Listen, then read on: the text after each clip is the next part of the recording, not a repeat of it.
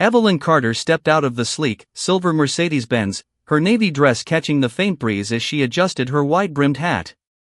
The hat, a vibrant burgundy, was her signature, a nod to her late husband, who'd always said it made her look like royalty.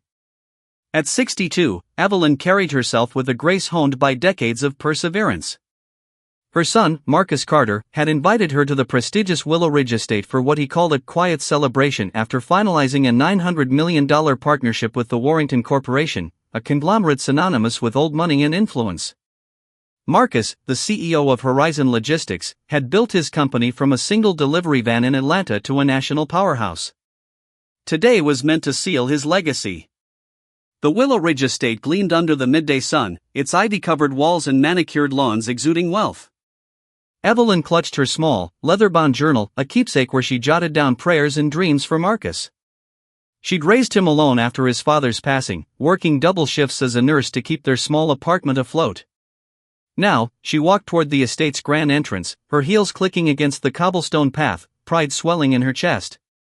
As she approached the glass doors, a young man in a crisp blazer stepped forward, his expression polite but firm. "Ma'am, service staff use the side entrance," he said, gesturing to a narrow path around the building. Evelyn paused, her smile faltering. "I'm not staff," she replied, her voice steady. "I'm Evelyn Carter, here for the Warrington Horizon luncheon. My son is Marcus Carter." The man's eyes flicked over her, lingering on her hat, then her dress. "I see," he said, unconvinced. "Can you confirm your name on the guest list?" Before Evelyn could respond, a sharp voice cut through the air. "Oh, heavens, they're letting just anyone waltz in now," said Lillian Warrington, the matriarch of the Warrington family, her diamond earrings glinting as she approached. Her tone was light, almost teasing, but the words landed like a slap. A small crowd of guests nearby turned, some smirking, others whispering. Evelyn's hands tightened around her journal, but she held her head high. "I'm here for my son," she said, her voice calm but firm. Lillian raised an eyebrow, her lips curling. "Charming. But this is a private event, dear. Perhaps you're lost?" The condescension dripped like honey, and a few guests chuckled.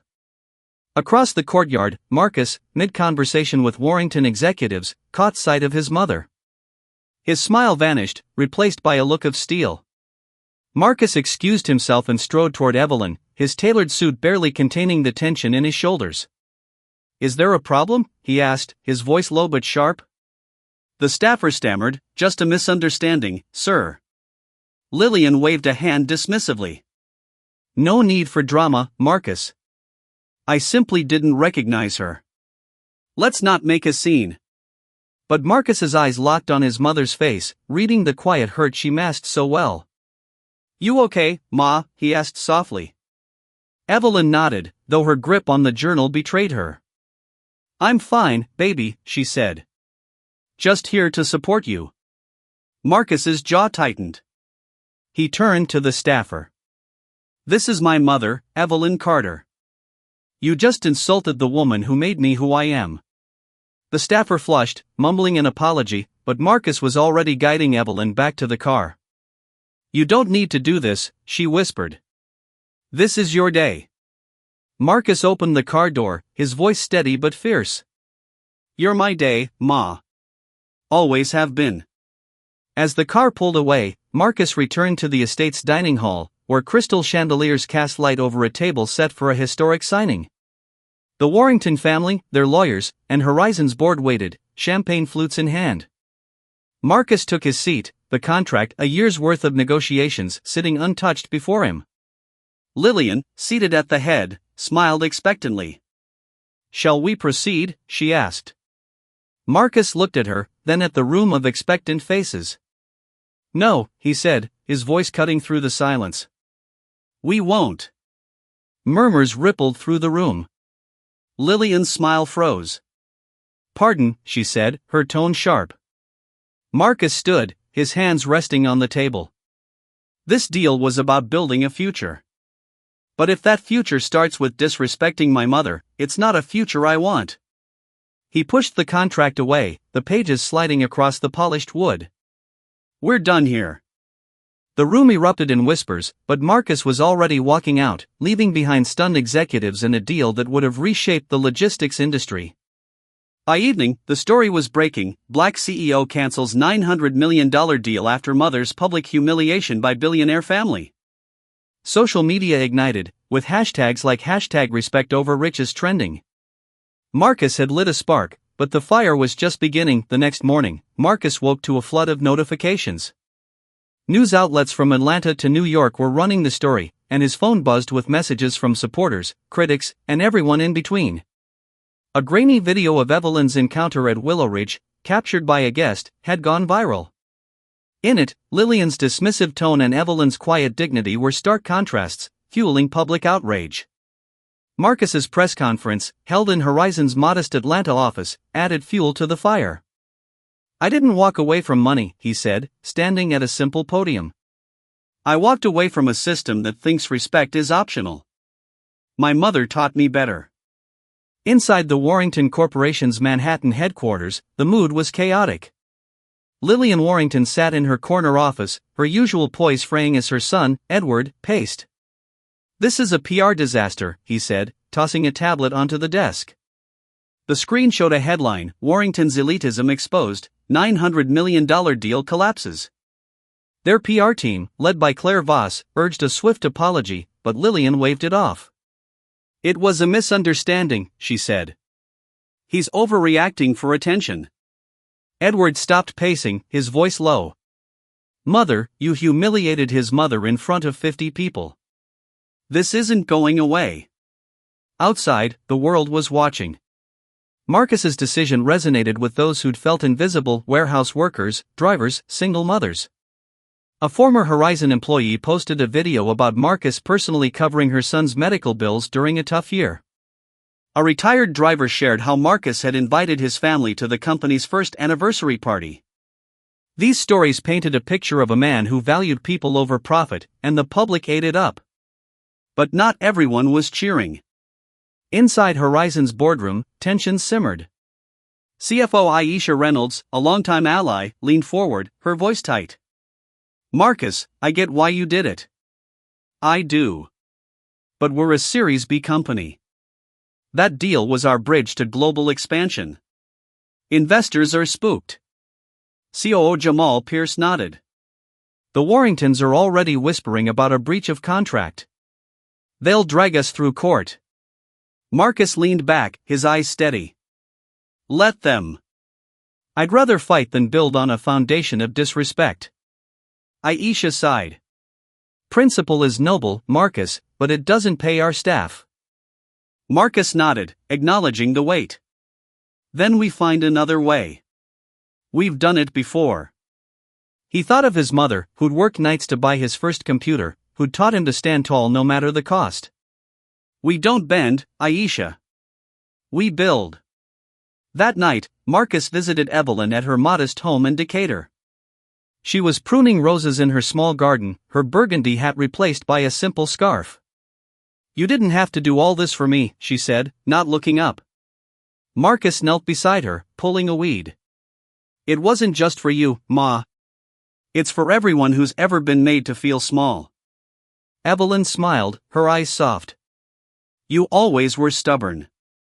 The next day, a surprise came in the form of a call from Lena Harper, a tech mogul who'd built her own empire in Silicon Valley. "I saw what you did," she said. "I want to talk partnership, not a merger, but a collaboration. Your values align with mine." Marcus was cautious but intrigued. Lena's company, Nexus Innovations, was smaller than Warrington's but innovative and fiercely independent. It was a lifeline, but Marcus knew it wouldn't erase the storm brewing with the Warringtons. By week's end, the Warringtons released a statement: "The Warrington Corporation regrets any unintended offense during recent negotiations. We remain committed to inclusive partnerships." It was cold, corporate, and widely panned online. A former Warrington intern posted about being told to stay out of sight during high-profile events. A caterer shared a story of being asked to use the service elevator. The stories piled up, and the Warrington brand, once untouchable, began to crack. Marcus, meanwhile, faced pressure from within. His cousin, Trey, a co-founder, called him late one night. "You made us a symbol, Marcus," he said, his voice heavy. "But symbols don't pay bills. The board's talking about voting you out if we don't stabilize." Marcus stared out his window, the Atlanta skyline glowing. "Then let them vote. I didn't build Horizon to bow to people like Lillian Warrington." Trey sighed. "I hope you're right, man. I really do." The Warringtons didn't wait long to retaliate. A week later, a lawsuit landed on Horizon's desk, alleging Marcus had breached fiduciary duty by canceling the deal for personal reasons. The claim was thin but designed to tarnish his reputation. Anonymous leaks suggested Marcus was erratic, a CEO who let emotions override business sense. Lillian, in private, called it teaching him a lesson. But Marcus wasn't playing her game. He leaned on his team to counter the narrative. Aisha launched a campaign showcasing Horizon's roots, grainy photos of Marcus driving delivery vans, testimonials from employees about his hands-on leadership. Evelyn recorded a short video, sitting in her living room, her voice steady. "I raised Marcus to stand for what's right, not what's easy. He didn't walk away from a deal, he walked toward a legacy." The video went viral, amassing millions of views. Then came the twist, an unexpected ally emerged. During a routine review of Horizon's early contracts, Jamal discovered a forgotten clause in a 2015 agreement with a small supplier, Greenway Logistics.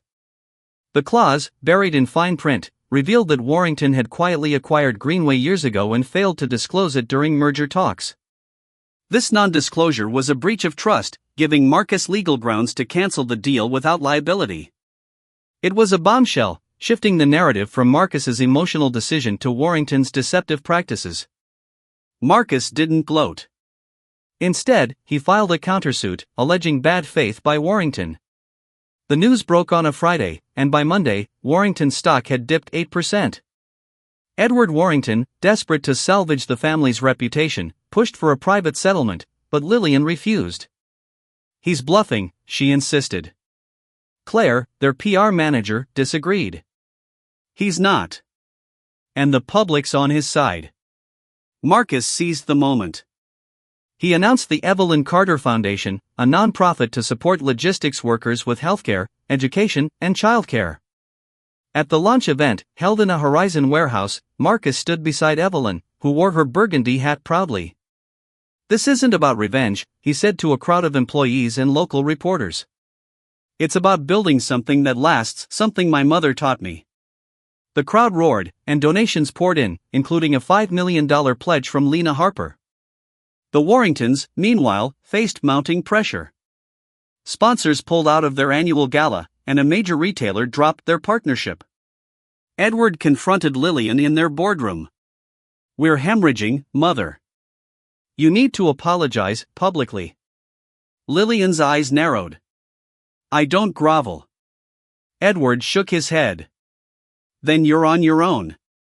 3 months later, Marcus stood in a community center in Atlanta. The Evelyn Carter Foundation's first scholarship recipients gathered around him. Evelyn, seated in the front row, clapped as young men and women, children of drivers and warehouse workers, received awards for college and trade schools. The room buzzed with hope, a stark contrast to the sterile boardrooms of Willow Ridge. The Warrington lawsuit fizzled when Greenway's non-disclosure was confirmed, forcing a settlement in Horizon's favor.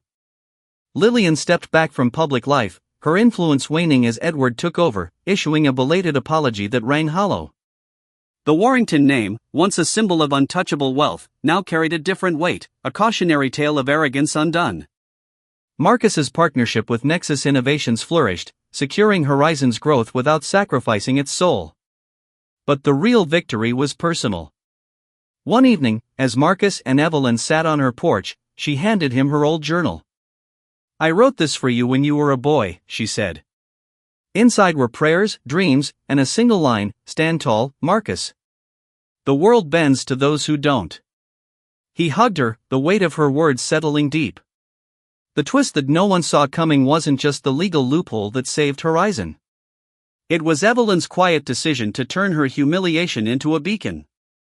She began speaking at community events, sharing her story to inspire others. Her words, simple but profound, sparked a movement, #StandTall, a call for dignity in workplaces nationwide. Marcus hadn't just saved his company, he'd ignited a legacy that would outlast any deal.